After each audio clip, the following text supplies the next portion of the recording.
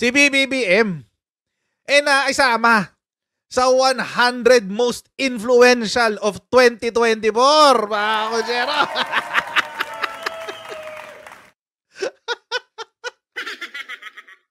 Ang sakit sa mata siguro ng mga Duterte supporters.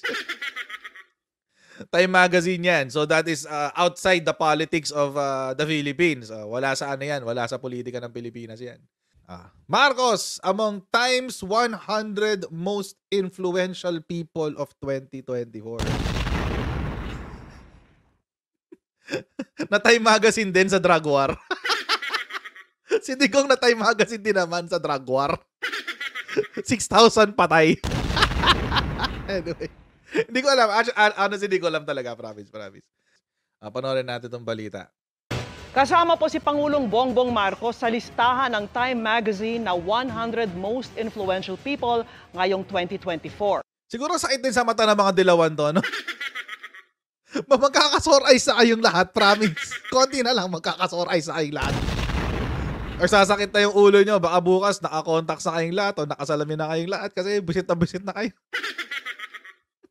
Ito na. Kasama ang Pangulo sa ilalim po ng Leaders category.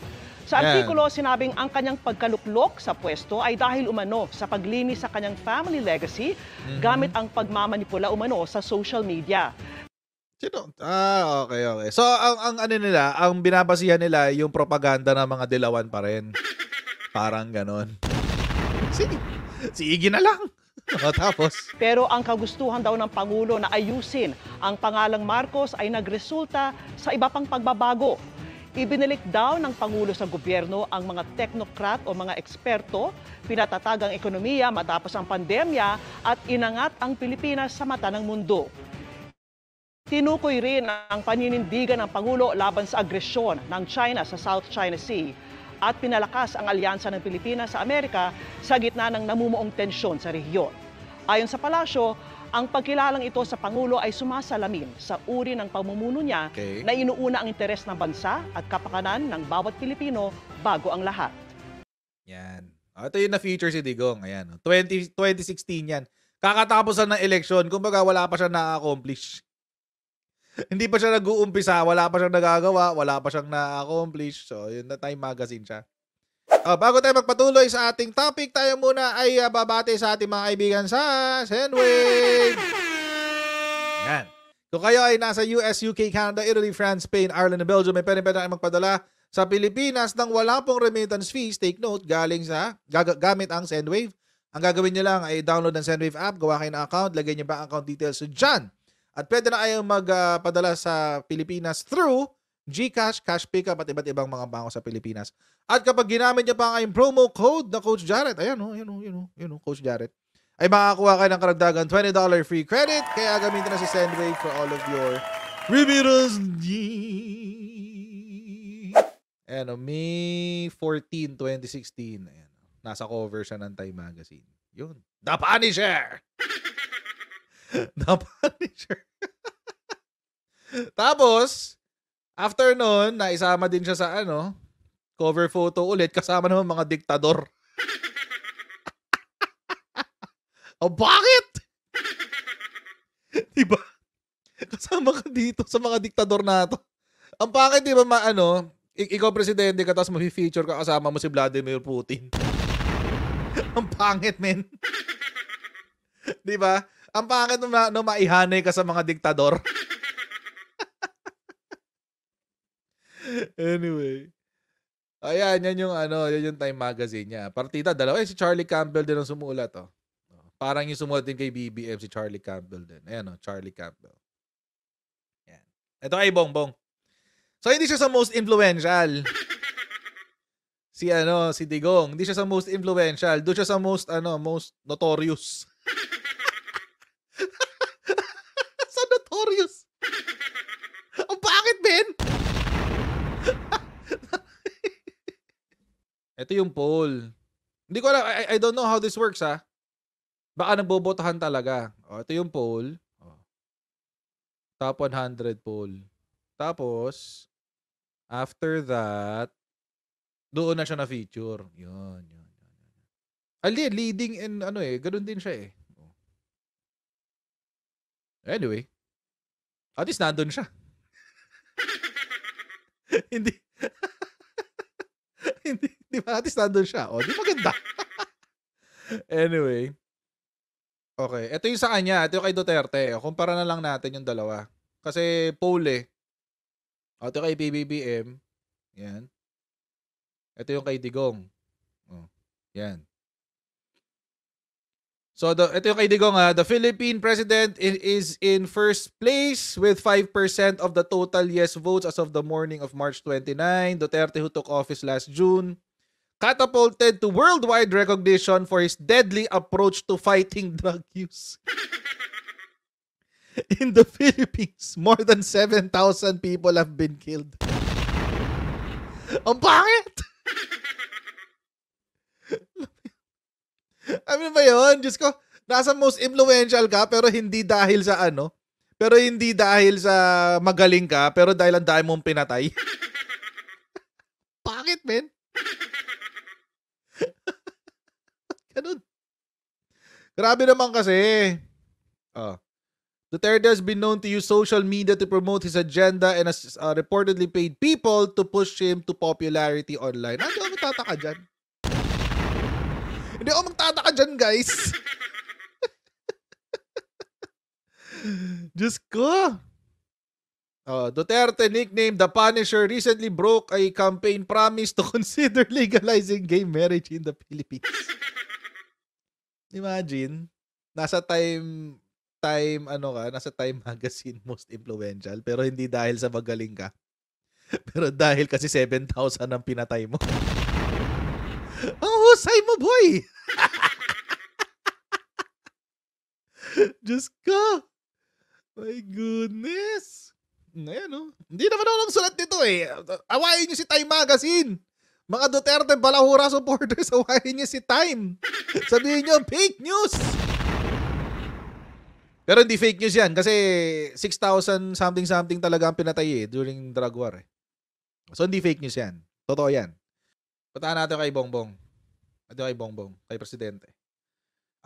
For Ferdinand Bongbong Marcos to make history, he needed to rewrite his nation's what? His nation's period? Parang ang labo yata na pagkakasulat mo ito, Charlie Campbell. He first needed to rewrite his nation's period. His dictator father plundered billions of dollars from state coffers and stood accused for grievous human rights violations until his ouster in 1986. Mo to si Charlie Campbell, di updated Updated ka ba dyan, coach? Updated ka ba dyan, Charlie Campbell? Akala nyo ba hindi kayo nakakatawa? Mga Duterte Balahura supporters? Ito, naghapon ka pa para hindi ka mapangalanan. Pwede ka namang i-highlight. Akala nyo ba hindi kayo nakakatawa? Real talk lang. Akala nyo ba hindi kayo nakakatawa? Yung kabubuhan nyo at kabulagan nyo, hindi nakakatawa? Nakakatawa kayo, promise. Sobra.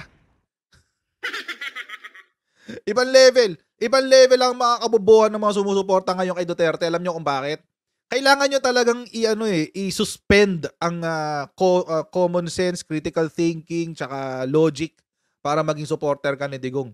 Siya nga, binabaliktad niya yung sarili niya Palakpak pa rin kayo ng palakpak. Palakpak pa rin kayo ng palakpak, binabaliktad na niya yung sarili niya. One time, sinabi niya addict. Tapos after 1 month, sinabi hindi addict. Tapos after 1 month, sinabi addict ulit. Ano ba naman klase? Ano ba naman klase yun? Kayo na lang nagsasalsalan sa sarili niyo. Oo sa inyo. Anyway. Going back. Eto na nga. Mukhang hindi updated si Kuya dito sa ano. Mukhang hindi updated si Kuya dito. Kasi maski nga si Guinness Book of World Records, wala na. Binawi na rin yung kanilang yung kanilang pinost sa Guinness. Bakit? Wala pa palang ebidensya daw. Walang ebidensya daw, guys. Nadidismiss daw kasi mga kaso ganun lang yun. Tapos sabi, Bongbong's rise to the Philippine presidency in 2022 was owed to the whitewashing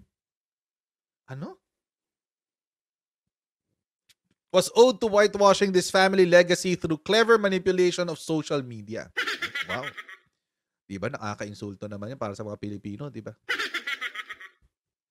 Pero feeling ko, ito si Charlie Campbell, hindi lang niya talaga alam yung mga nangyayari sa bansa. Sir, you may need to update yourself, Charlie Campbell. You may need to update your resources because this is no longer facts. These are no longer facts. But anyway, eto na nga. Yet, Bongbong's desire to rehabilitate the Marcos name has resulted in other shifts. Kumbaga, sabi niya, sa panliligaw daw ng sa paglilinis ng pangalan ng mga Marcos, nagresulta din daw sa mga ibang bagay. Tulad ng pagpasok ng mga eksperto sa gobyerno, inaayos daw ang ating pandemic recovery, at ibinida ang Pilipinas sa buong mundo. Bakit? I'm inclined to believe this because during nung panahon ni Digong, konti lang naman yung eksperto na naipasok niya sa kabinete niya. Mostly mga tao ni GMA, tsaka buti nga kung mga tao ni GMA pero magaling yun, okay lang yun eh. Pero yung mga tao na nga ni GMA pero hindi pa mahuhusay, #Duque. Diba? #Duque. Ayan. Sino ba? Si Sinas. PNP chief yun. Dami nung panahon ni Digong. Sino ba yung DA secretary? Si William Dar. Yun. William Dar. Dinaan sa lahat ng import, di ba? Ang solusyon niya sa kakulangan ng pagkain sa Pilipinas ay hindi i-improve ang ating agrarian ang ating agriculture. Ang kanyang solusyon ay mag-import tayo na mag-import. Hindi import tayo, dali short term lang naman, short term. Ang short term mga kotsero, mga 6 months to 1 year. Yan ang short term. Pag lumampas ka na ng 1 taon, medyo hindi na siya short term, nasa medium tsaka long term ka na. Diyos ko. Short term lang daw. Buong administrasyon ni Digong, puro import ang ginawa niya. Buti pa si Buti pa si Manny Piñol. Yun, totoong agriculture expert yun eh. Kaso ayaw sundin. Ayaw kasi sumunod ni Digong nun kay Manny Piñol eh. Di wala nangyari. Mas gusto niya si William Dar. Kasi mahilig sa short term. Short term solutions. Short-term solutions, mga kotsero, sa Tagalog, panaibutas. Panaibutas. Di siya tinanggal, lovely. Nag-resign siya. Nag-resign si Manny Piñol kasi hindi niya nagugustuhan yung takbo ng gabinete during that time. Nag-resign siya. But anyway, so nagpasok doon na eksperto, inayos ang ating post-pandemic recovery. Tama din, totoo rin yan. Well, in fairness naman to Digong, mga kotsero. Hindi. Tinatry kong maging fair kay Digong, kaso malabo. Yung una pumasok sa isip ko, palyado din pala. Hindi rin pala maayos.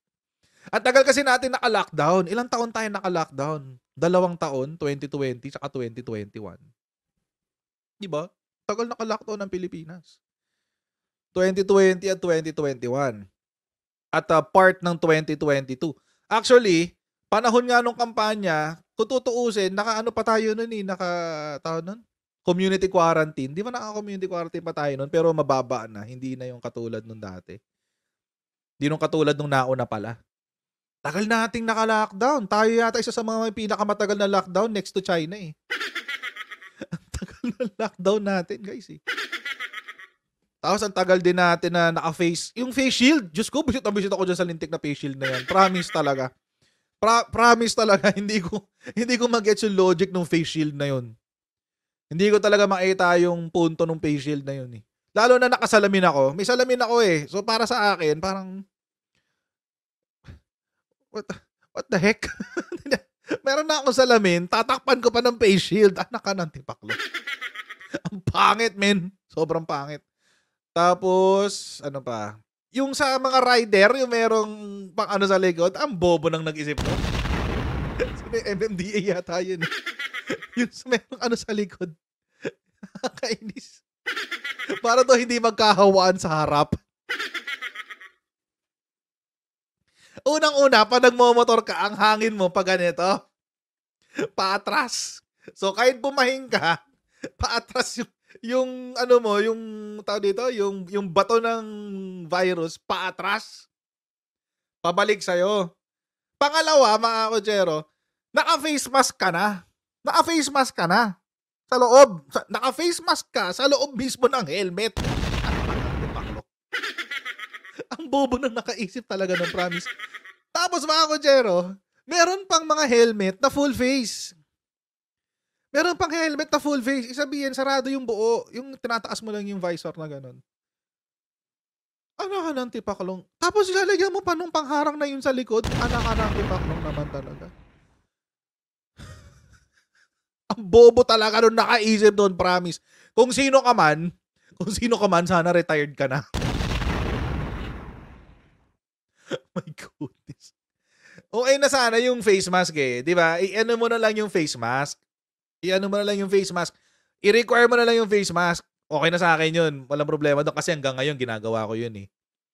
Kasi syempre you cannot be too safe, di ba? Lalo nung kumalat yung pertussis na yun, langya. Na-paranoid na naman ako. So, medyo nag-iingat ako. Hanggang ngayon nagpe-face mask ako. Maski pag lumalabas kami ng family ko, yung mga anak namin naka-face mask. So parang nakasanayan na lang namin ng ganun. Pero lang yan naman. May face mask ka na, may face shield. Tapos mandatory pa. Anong tipaklo, napakapangit ng COVID recovery ni Digong.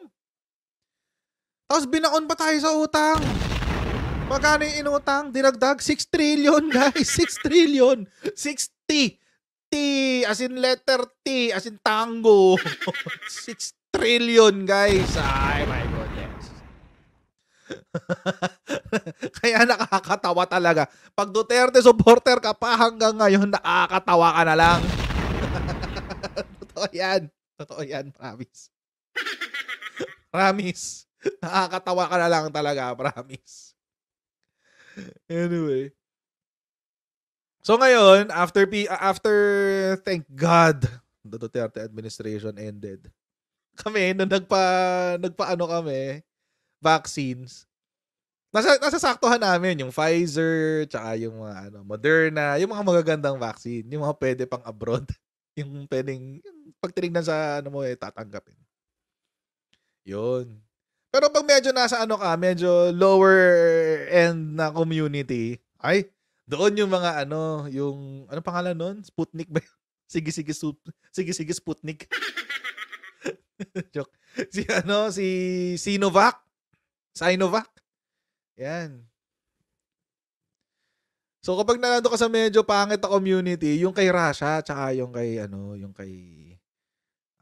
China ibibigay sa iyo. Kawawa naman, 'di ba? Kawawa naman.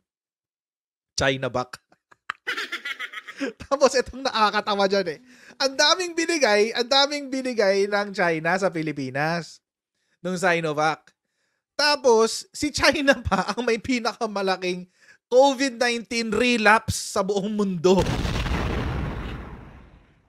Gamit nila yung vaccine na hindi nakakapigil ng COVID. Bakit ganun? Yun, tapos tinapon sa Pilipinas. Anak ka ng tipaklo. Ibang level talaga ng yan eh. Pero going back, yung recovery natin was very COVID-19 pandemic was very shaky. Bakit? Kasi hati yun eh. Yung recovery natin 2021, 2022, hati kasi ng yun ng mga policy. Kalahati kay Duterte, kalahati kay BBM. So, yung resulta ng mga pangit na policies ni Digong, si PBBM ang sumalo. For example, dahil ang tagal nga nating naka-lockdown, nagkaroon ng inflation. Nagkaroon ng inflation. Tapos yung dahil hindi naayos ni William Dar yung pag-i-import ng mga agricultural products, even sugar, ganun din na nangyari. Pumalya din. Pumalya. So si PBBM ang sumalo, kaya nagkaroon ng issue ng sibuyas, nagkaroon ng issue ng asukal, to the point na umabot sa 8% ang ating inflation. 'Di ba? Naalala niyo 'yun nung January 2023? Lahat tayo nagrereklamo. Imagine mga kotsero, ako pro-admin na ako noon pero nagrereklamo ako sa Marcos admin. Nagrereklamo na ako kasi bakit? Mga kotsero naman napakamahal talaga ng sibuyas. 1 kilong sibuyas, 700 pesos. Ay my goodness. Oh, totoo lang, real talk lang. So ibig sabihin mga kotsero, yung mga palyadong policies ni Digong, si PBBM ang sumalo. Miraculously, dito mo makikita yung and walang bola to, walang halong bola to, and this is really an honest to goodness assessment. From 8% inflation, mataas pa yun parang may nag-comment kanina parang 8.6 daw Basta nasa 8%. From 8% inflation rate ng January 2023, naibaba niya ang inflation rate na yan in 1 year. In 1 year. Naibaba sa 3.4. 3.4%. As of 2024. March 5, 2024. From 8% inflation rate. Milagro yun, guys. Maniwala kayo. Well, I don't think it, well, of course it's an exaggeration. But it's close to a miracle. From 8%, maibababa mo sa 3.4 natong March.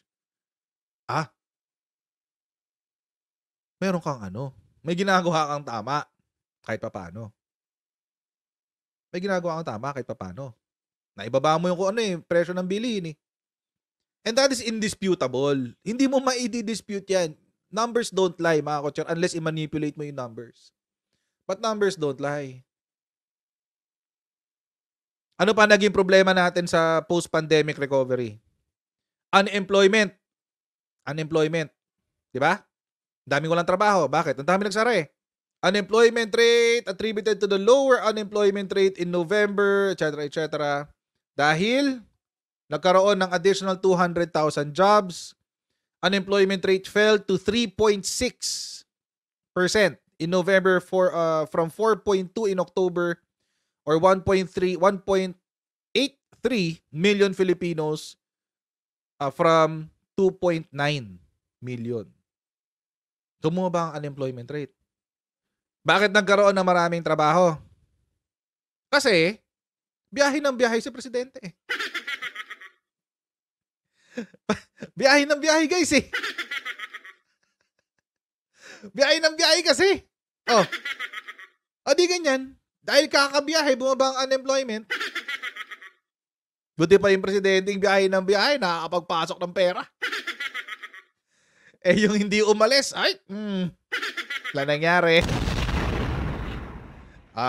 For the past few years, simula, maski nung panahon ni Digong, from panahon ni Digong hanggang ngayon panahon ni PBBM, ang nagbago lang sa budget namin ng grocery, siguro mga additional 500 to 1,000 pesos.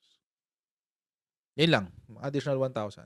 500 to 1,000. Kasi di pa ako nagbabago ng budget sa pagkain namin. Hindi pa ako nagbabago ng budget.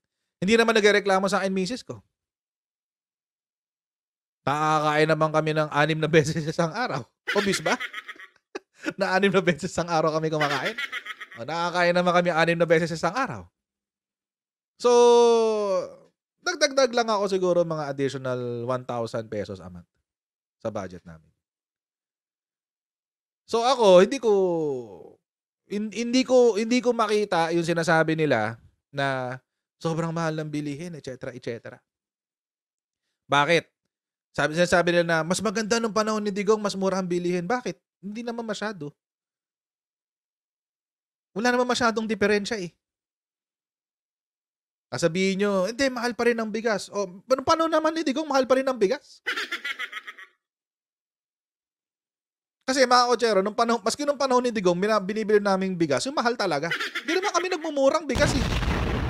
Hindi naman kami yung mga 40 pesos. Hindi kami nagkakagano. Hindi. Afford naman na bumili ng mahal eh.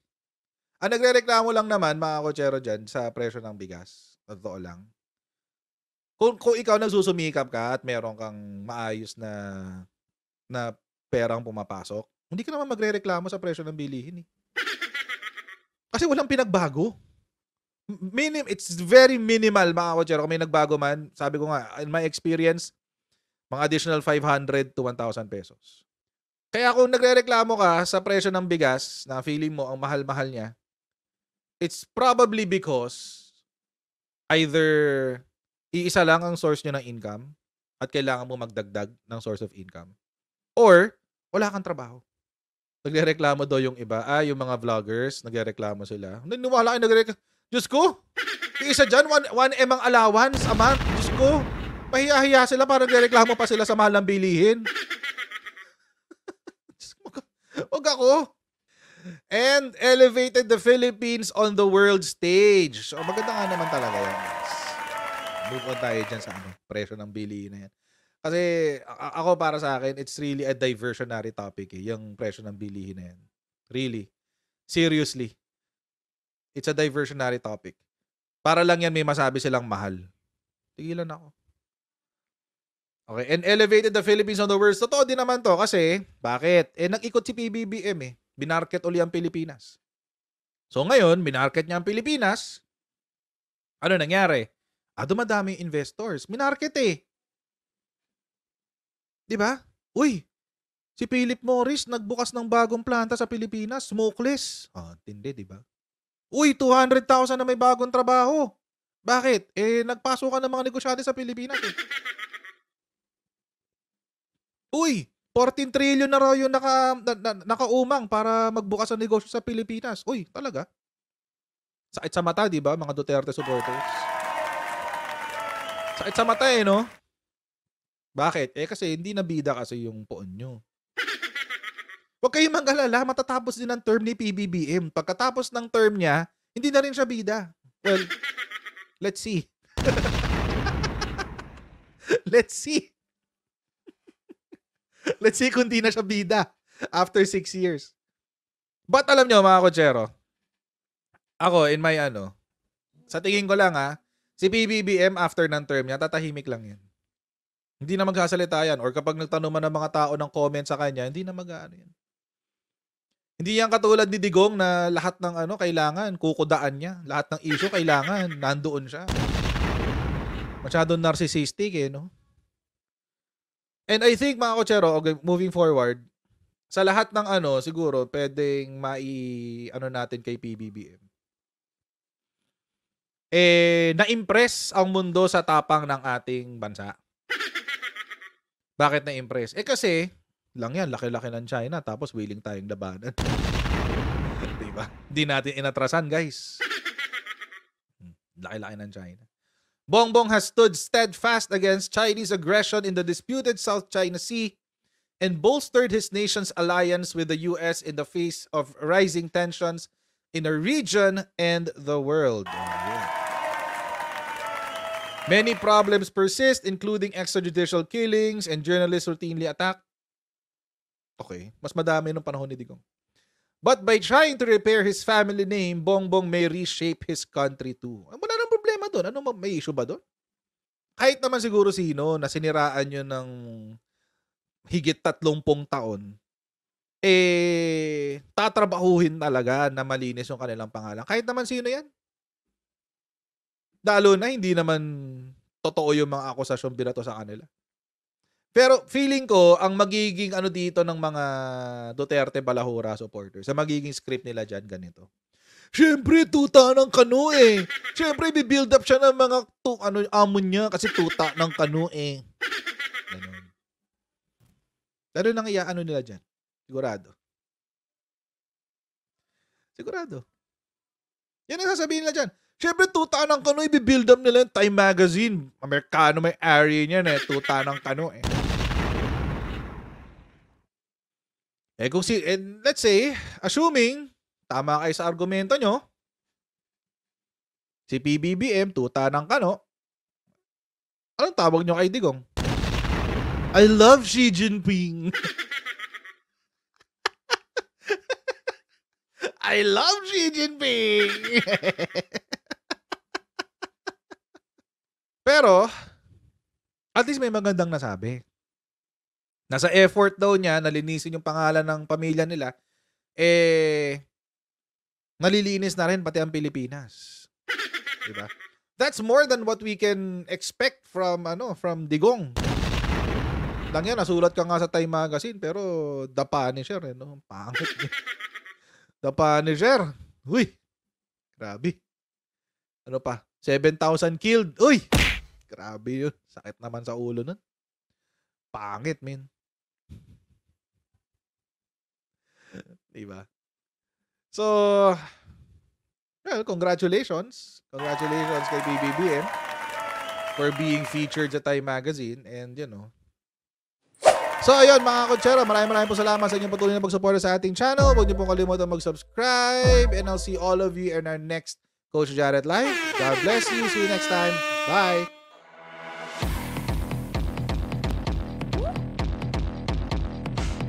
Huwag ganun. Huwag natin gawing tanga mga Pilipino.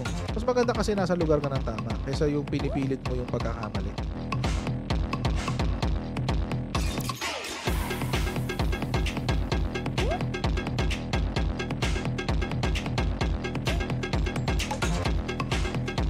Are they willing to go that far? Hindi makakalimutan ng Pilipino yan hanggat di nasasagot niya. Sino ngayon nagsasabi ng totoo?